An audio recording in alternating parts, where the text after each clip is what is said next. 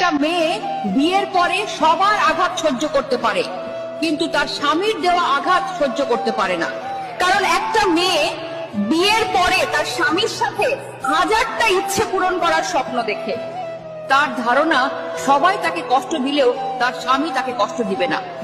স্বামী স্ত্রী শুধুমাত্র রাতে একসাথে ঘুমালে স্বামী হয়ে যায় না।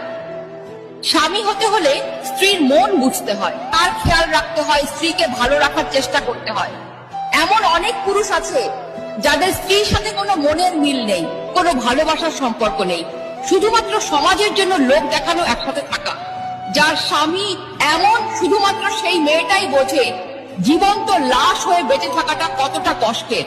প্রতিটি বিবাহিত মেয়ের স্বপ্ন, সারাদিন পাখি যেমন এদিক ওদিক ছুটে বেড়ায়, আবার দিন শেষে ঘরে ফিরে ঠিক তেমনি দিন শেষে তার স্বামীও ঘরে ফিরবে, তার সাথে সুখ দুঃখের গল্প করবে, তাকে বুকে নিয়ে ঘুমাবে। কিন্তু আফসোস, সব মেয়ের ভাগ্যে তা স্ত্রীকে বোঝার ক্ষমতা স্বামীর থাকে না।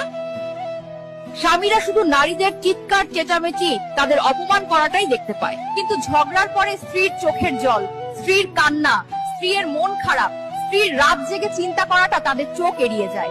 একজন নারীকে তার স্বামীকে সত্যিই সবসময় কাছে চায়, আপন ভাবে সমস্ত কিছু বলতে চায়, কোনো বিপদে প্রথমে তাকেই পাশে চায়। এটা বোঝার ক্ষমতা বোধহয় স্বামীদের কোনোদিনই হবে না। আপনারা কি একমত আমার সাথে?